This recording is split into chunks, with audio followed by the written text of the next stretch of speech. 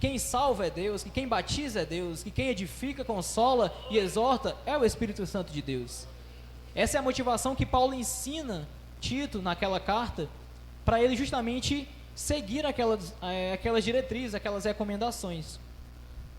Essa fé em Deus que a gente tinha falado, o apóstolo João, na segunda carta, ele vai colocar dessa forma.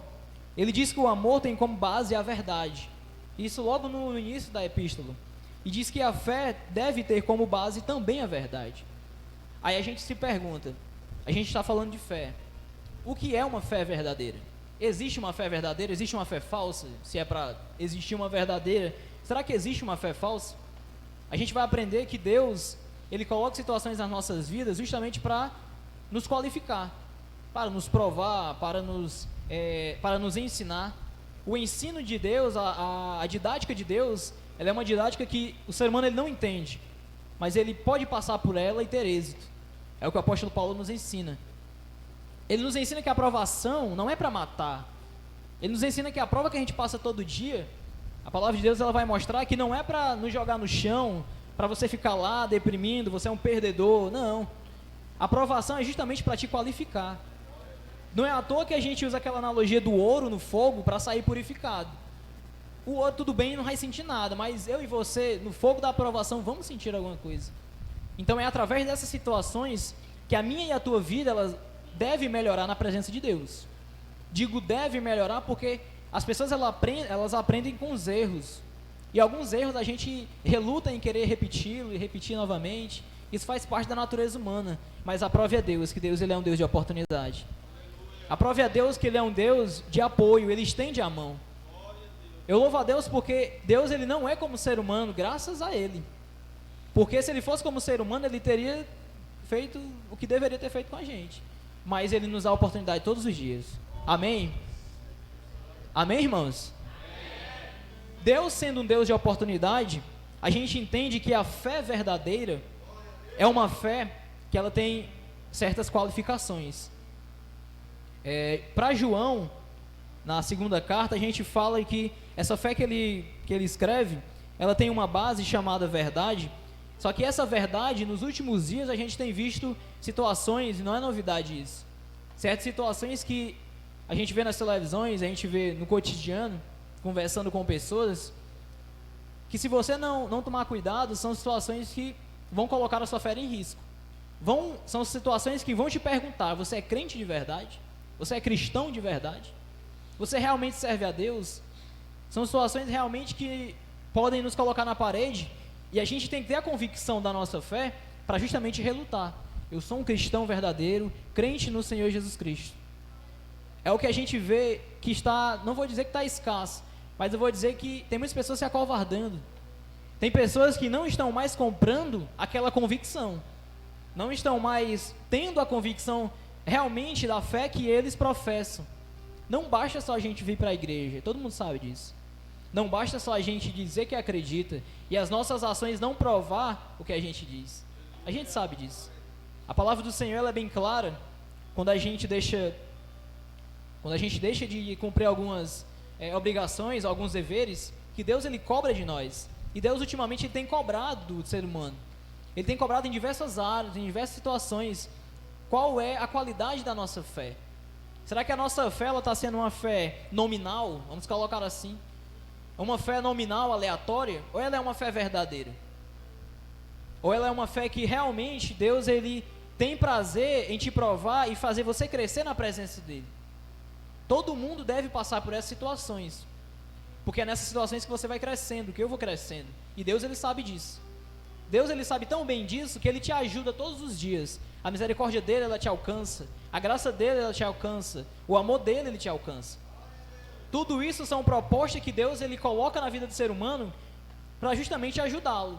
Só que muitas das vezes a gente não vê assim. A gente olha para a situação e quer engrandecer a situação, quer se diminuir mediante a provação, mediante a luta, e não imagina que Deus ele é muito maior do que isso. Às vezes é necessário até Deus mandar uma frustração, Deus mandar algo ruim, digamos assim, para ver se você abre o olho, para ver se a gente cai na real, para ver se a gente realmente vê que Deus ele é grande e o problema é menor. o problema é pequeno.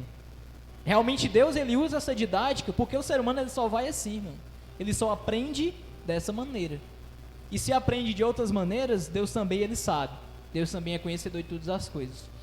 O apóstolo Paulo, ele vai trazer algumas recomendações que a nossa vida, ela realmente deve ser diferente. Por quê?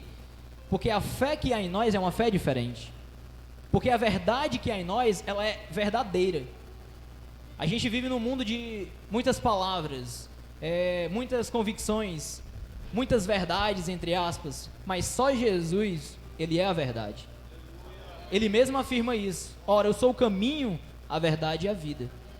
É com essa verdade que eu devo demonstrar o meu serviço para Deus, que ele deve ser diferente. Diferente no sentido positivo. Diferente com qualidade, diferente com vontade, diferente porque eu venho para Deus, eu venho para a casa do Senhor, eu venho tocar no instrumento, eu venho dobrar o meu joelho, eu venho me interceder, eu venho clamar, mas eu venho com vontade, porque eu sei que o meu serviço é para Deus.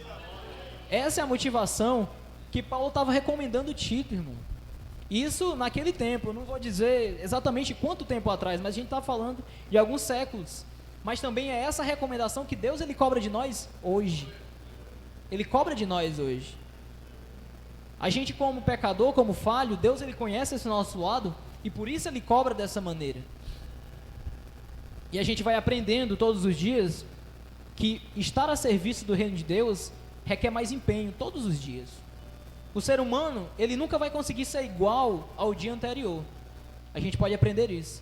Eu posso ter a mesma rotina, eu posso passar pelo mesmo caminho, posso conversar com as mesmas pessoas, posso ver as mesmas pessoas todos os dias, mas nunca na minha vida ou na sua vida você vai pensar o que pensou antes, no dia anterior. Dificilmente você pode falar as mesmas coisas que falou, e se falar não vai sair com a mesma intensidade que saiu antes. Ou seja, nem eu mesmo, como pessoa, ser humano, consigo ser igual a eu mesmo ontem, no dia anterior. Porque todos os dias eu sou diferente de mim mesmo. Agora, se eu vou ser diferente para ruim ou para o melhor, né, para bem, é a nossa convicção na palavra de Deus que vai determinar. É o quanto eu vou progredindo. O apóstolo Paulo, ele diz que somos comparados a uma obra inacabável. Por que inacabável? Porque Deus não quer mais? Porque Deus abandonou? Não, isso é mensagem do inimigo. Inacabável porque todos os dias, se nós deixarmos, ele vai fazendo um retoque na construção. Ele vai adicionando tijolo, ele vai... Não entendo muito de engenharia, mas ele vai adicionando algo a mais e a construção vai crescendo, obviamente. Ela vai se fortificando, ela vai ficando melhor do que o dia anterior. Um dia anterior ela estava sem reboco, mas agora, hoje, ela está rebocada, não sei. Mas enfim, irmãos, essa obra inacabável é a obra das nossas vidas, representa a gente, a igreja do Senhor, que todos os dias, se eu permitir, Deus, ele acrescenta um pouco mais na minha vida. Um pouco mais de quê, irmão? Vai depender da nossa motivação. Se eu quero buscar a presença dele, eu vou ter um pouco mais dele na minha vida. Agora, se eu não quero buscar a presença dele, muito provavelmente a gente vai ter um pouco menos de Deus na nossa vida. E Paulo, ele tomou esse cuidado para tratar com Tito a respeito dessas recomendações, que não são antigas, são muito bem atuais. A gente aprendeu na saudação da irmã Beatriz, se não me engano, a respeito de como o povo se comportava diante de Deus. E é daquela maneira que muitas das vezes, não vou dizer muitas das vezes, mas até hoje o povo se comporta. Chega-se a Deus, mas em um determinado momento esfria-se, esquece de Deus. É um ciclo muito comum. No Antigo Testamento você vai ver inúmeros casos. A gente está estudando na escola bíblica, cada profeta menor, e a gente vê que a situação é muito parecida. O povo se apresenta diante de Deus, muitas das vezes recebe a palavra do arrependimento, se achega novamente a Deus, mas com um determinado tempo o povo vai voltando, retrocedendo da presença de Deus. Aí o que Deus faz? Ele não deixa para lá, ele chama o povo de novo. Ele convoca profetas, convocou Ageu, Obadias, Sofonias, Joel, Zacarias, convocou diversos profetas. A gente está estudando os menores, justamente para quê? Para nos chamar novamente a nos colocarmos no centro da vontade dele, que é justamente estarmos a serviço do reino de Deus. A gente aprende com o apóstolo Paulo 3 coisas nessa carta, que eu gostaria de falar com rápidas palavras com os irmãos, que são elas: verdade, a fé e o conhecimento. A verdade, eu digo verdade, porque o próprio Jesus, ele falou no Evangelho de João, capítulo 17, versículo 17, ele orando, ele fala: a tua palavra é a verdade, Pai. Ele começa o versículo falando, no capítulo 17, versículo 17 de João, sobre a verdade. Em diversos versículos a gente vai aprender que Jesus, ele fala sobre verdade.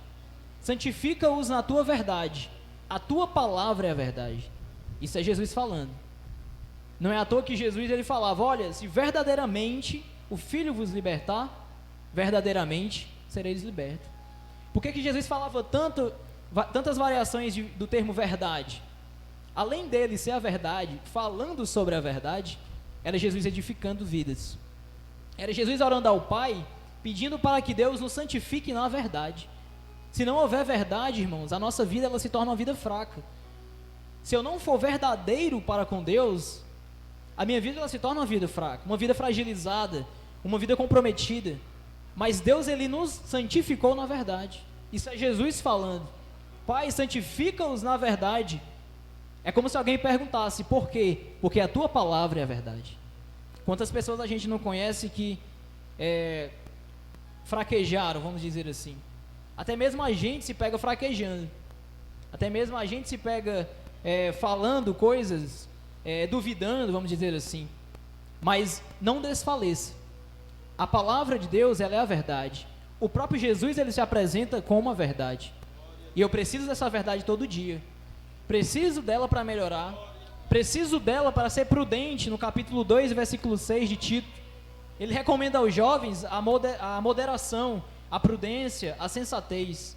Por que será que ele recomenda prudência? Não vou dizer só para os jovens, vamos dizer para todos nós, senhores, senhoras, jovens. Não vamos colocar criança não, mas enfim. Por que será que o apóstolo Paulo, ele recomenda Tito a cobrar prudência? Porque é uma vida prudente, é uma vida cautelosa, que eu tendo, eu vou conseguir me policiar por certos caminhos em que eu não devo passar. A gente aprende que talvez fosse um dos maiores erros do Antigo Testamento, que a gente vê o povo se afastando de Deus, a falta de prudência. O povo se achegava até Deus, como a gente falou, mas só que depois de um tempo, afastava-se de Deus. Faltou prudência muitas das vezes, para a gente reconhecer. O povo recebia a palavra do arrependimento, mas depois de um tempo, retrocedia. E o apóstolo Paulo, ele nos ensina isso, que a verdade, ela deve estar contida em nós, porque somos a igreja do Senhor Jesus Cristo. A convocação, ela foi dada baseada naquilo que Jesus falou. E se Jesus é a verdade, eu tenho que ter a verdade enxertada em mim. Uma vez ele até disse que, no capítulo 15 do Evangelho de João, se não me falha a memória, que ele era a videira e nós somos os ramos. Então, se eu não estiver enxertado em Cristo, como é que eu posso desfrutar da verdade? Como é que eu posso ser verdadeiro se não há verdade em mim? É uma reflexão que a gente vê que o apóstolo Paulo, ele cobra isso de Tito, e a palavra do Senhor, ela cobra isso de nós. A verdade, ela cobra de nós aquilo que realmente a gente deve apresentar a Deus, um serviço de qualidade. Porque antes de tudo somos servos, a gente falou. Como servo de Deus, a verdade, ela deve ser a convicção da minha vida. Eu devo crer e devo ter Jesus na minha vida como aquilo que não pode faltar. Existem coisas que são essenciais, coisas nas nossas vidas, assuntos que são importantes, estudo, família, o emocional, o psicológico. Mas Jesus, ele é importante ou ele é essencial na nossa vida? Porque o importante é um grau, é uma escala. Lanchar de manhã, tomar o café da manhã é importante. É importante até algo mais importante tomar o lugar dele. Se tiver que sair atrasado, se tornou mais importante ter que sair para cumprir o horário. Para a escola, para o trabalho, faculdade, não sei. Mas enfim, as coisas importantes, elas perdem lugares, porque algo mais importante pode tomar o lugar delas. Mas e as coisas essenciais? São aquelas que não podem faltar. Jesus, ele não pode faltar na minha vida. Jesus, ele não pode faltar nas nossas vidas. Como igreja do Senhor Jesus Cristo, hoje, nesse ano, nesse século, nós devemos ter a maior convicção, mais do que ontem, mais do que sábado, domingo, ano passado, de que Jesus, ele é a verdade, que eu tenho que tê-lo na minha vida. Eu tenho que demonstrar que a verdade, ela atua em mim. Eu tenho que demonstrar a verdade nas minhas palavras, verdades nos meus sentimentos, verdades na minha motivação. Eu tenho que demonstrar que Cristo ele está representando uma importância e uma essencialidade muito grande no meu caráter, nas minhas atitudes, na minha vida. O apóstolo Paulo, eu volto até a frisar, ele recomenda isso na carta a Tito. É uma reflexão panorâmica muito forte, profunda, porque trata-se de um confronto com o ser humano. E quando a gente para analisar a palavra do Senhor, a Bíblia, a gente vê que ela se apresenta diante de nós como um espelho, porque ela nos mostra as nossas fraquezas, ela nos cobra que sejamos santos, ela nos cobra que sejamos corretos na presença de Deus. É um espelho que eu vejo o meu status com Deus. Como é que eu estou com Deus? Eu vou ler a Bíblia, eu vou ver. Se ela me cobrar e eu ver que o meu coração está cobrando, eu estou pendente naquela área. Isso é um mistério muito grande, porque Deus ele é muito sábio quando Ele nos ensina na palavra do Senhor dessa maneira. E essa verdade, ela é uma verdade, o próprio Jesus, como eu disse, que não pode faltar nas nossas vidas, amém? Só para a gente ter uma noção, existem pessoas que não creem mais, ou creem pouco, deixaram de crer mais naquilo que a própria Bíblia fala, irmãos. Tem pessoas que não acreditam mais que o Antigo Testamento é verdadeiro. Tem pessoas que discordam de conteúdos bíblicos que a gente fica até meio pasmo. Tem pessoas que não acreditam nem mais que Moisés existiu, vou dizer assim. Tem um grupo de pessoas que acredita isso. Misericórdia por isso. Porque a palavra do Senhor, ela nos prova, ela nos guia mediante essa verdade e nos comprova que Cristo, Ele é mais importante e essencial na minha vida todos os dias. As pessoas até duvidam de algumas coisas no quesito da fé cristã, porque perderam a autenticidade, esfriaram na fé, perderam aquela veracidade que tinham na fé em Cristo Jesus. Não acreditam mais nos milagres, não acreditam mais que Jesus salva, que Jesus está voltando. Se eu não me engano, essa semana ontem, meu irmão David, no culto campal, ele até falou, existem pessoas que há 35 anos atrás diziam que Jesus ia voltar. Passou 35 anos e Jesus voltou. Tem pessoas que não acreditam mais. Isso a gente, é claro, com cautela, a gente deve se espantar. Tem gente hoje que desacreditou do arrebatamento.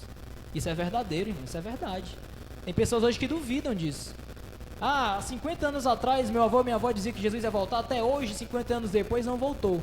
Quem é que me garante que 50 anos na frente Jesus pode voltar? Eu não preciso dar garantia, irmão. Foi Jesus que falou. Jesus é a verdade falando sobre a verdade. Eu não preciso de garantia mais nenhuma, porque Ele mesmo disse, eu vou para o Pai, mas um dia eu voltarei.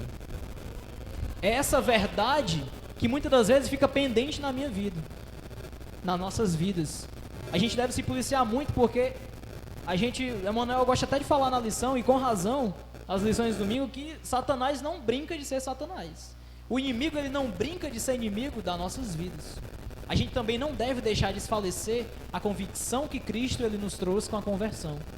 Estamos aqui na casa do Senhor com o intuito de termos a motivação de sabermos que Cristo ele é verdadeiro, que a sua palavra ela é verdadeira e que Ele é a verdade. E se o que Ele disse é verdade, devemos crer todos os dias mais convictos. Devemos todos os dias acordar e crer que o dia anterior passou, mas no dia atual pode ser melhor. Esse é o progresso que o apóstolo Paulo está tentando ensinar para Tito.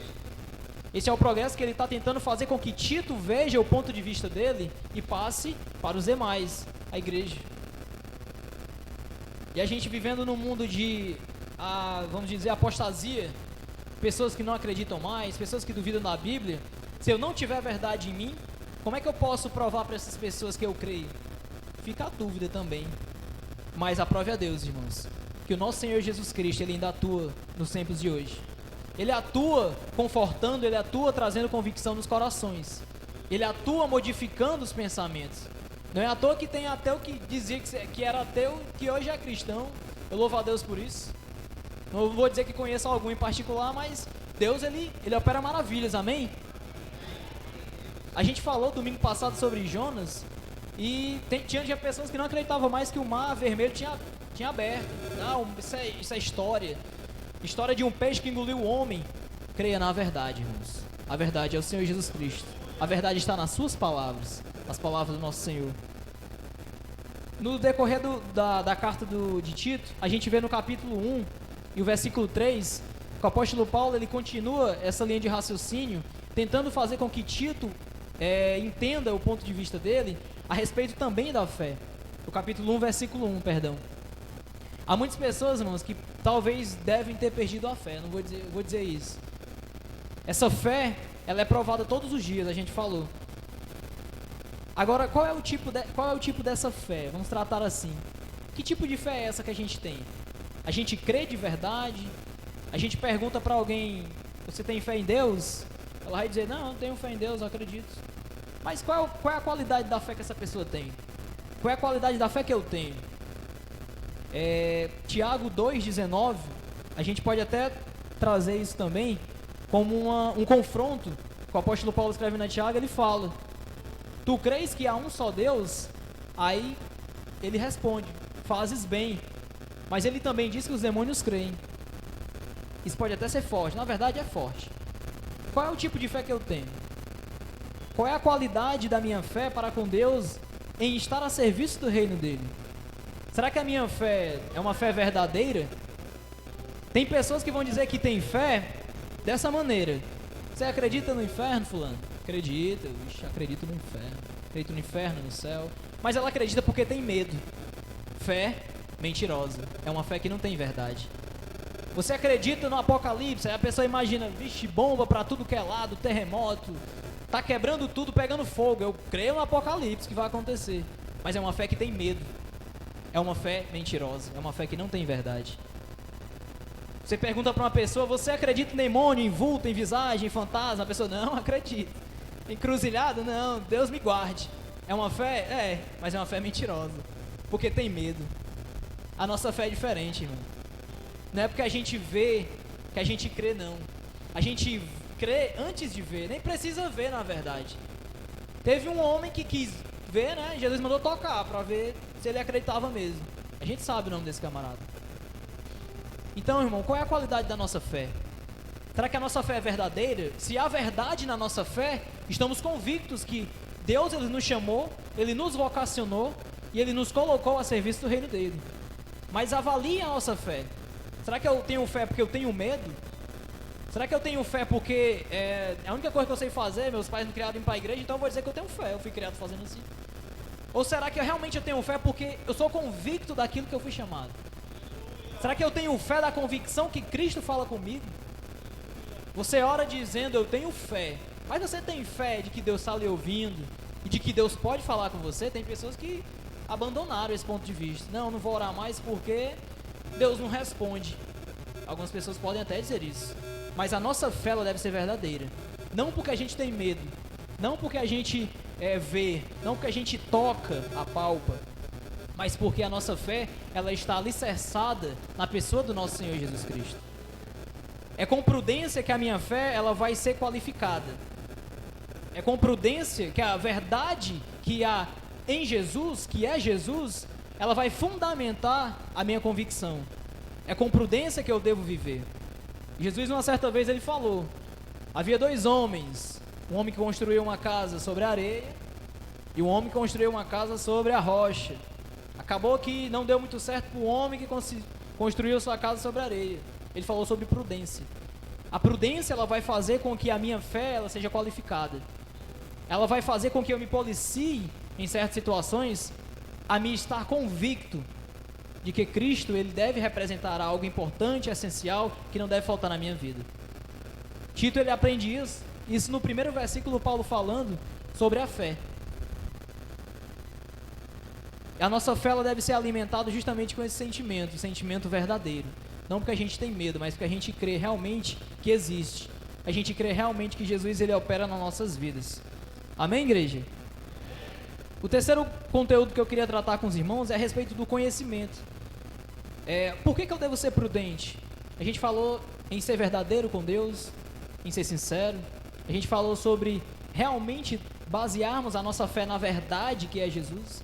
Só que o conhecimento que eu trago aqui, que eu falo, né, como conteúdo da mensagem de Paulo a Tito, não é um conhecimento que a gente vai encontrar no mundo acadêmico, né? Esse conhecimento de aprendizado que a gente tem nas escolas, na faculdade. É um conhecimento sobre o que Deus representa para mim, quem Deus representa para mim. É um conhecimento da sua divina existência. É um conhecimento da sua atuação na minha vida. Porque eu, como servo de Cristo, servo de Deus, ministro do seu reino, eu devo conhecer o meu Senhor. Eu devo conhecer meu Deus, eu devo conhecer a quem me enviou. E esse conhecimento representa o conjunto das convicções e virtudes que a Bíblia revela. A gente fala, você conhece Deus? Ah, eu conheço Deus, eu ouvi falar de Deus. Ele é grande, né? Invisível. Eu fiquei sabendo, é invisível, é grande. É um conhecimento muito empírico. Ah, Deus, ele existe, ele é grande. Deus, ele existe, ele é branco, porque branco, santidade. Mas a gente para analisar o conhecimento a respeito das virtudes que a palavra do Senhor, ela nos apresenta, é um conhecimento diferente. É um conhecimento que a gente vê a respeito da imagem de Deus, de uma imagem não física, de uma imagem não humana, mas uma imagem que Deus realmente representa para nós. Qual é a imagem que você tem de Deus? Será que você vê Deus só como um ouvinte? Será que você conhece Deus só por falar, de ouvir, de estar na igreja? Um hino que fala sobre o Senhor, que fala sobre Deus? Uma passagem bíblica que fala sobre Deus e você já leu? Será que Deus, ele representa para nós alguém de verdade, especial? Ou será que Deus, ele representa para nós simplesmente algo aleatório? É uma das convicções que no decorrer dos 3 capítulos de Tito, a gente se pergunta. O apóstolo Paulo, ele recomenda, olha, seja exemplo. Ele fala assim, seja exemplo para homens, mulheres, jovens, bispos, presbíteros, ele usa os termos. Seja exemplo por quê? Porque o conhecimento que há em Tito, que o apóstolo Paulo estava cobrando, estava ensinando também, era o conhecimento de quem conhece a Deus, demonstra conhecê-lo. É um conhecimento verdadeiro, em que as atitudes dele vai provar que se ele conhece Deus realmente, ele tem algo diferente. Era aquela fé que a gente falou no início. A fé verdadeira, com o conhecimento da divina existência de Deus na minha vida, do Espírito Santo, vai fazer com que a minha existência na vida do próximo eu represente diferença. Eu vou ser diferente. Eu vou fazer a diferença porque o Espírito Santo de Deus, ele habita em mim. Esse é o conteúdo que o apóstolo Paulo queria que você entendesse. Queria que o leitor entendesse. Que a presença de Deus, do Espírito Santo nas nossas vidas, nos torna diferentes. No ambiente que a gente chega, no falar, no pensar, no agir. E esse conhecimento, a gente vê que João capítulo 15, versículo 15, é um conhecimento que o próprio Jesus, ele se preocupa como amigo em nos dar. Ele vai dizer o seguinte, já não vos chamareis mais servos, porque o servo não sabe o que faz o seu senhor, mas tenho-vos chamado amigos, porque tudo quanto ouvi de meu Pai, vos tenho feito conhecer. Esse é o conhecimento. Não é um conhecimento que você vai guardar só para si.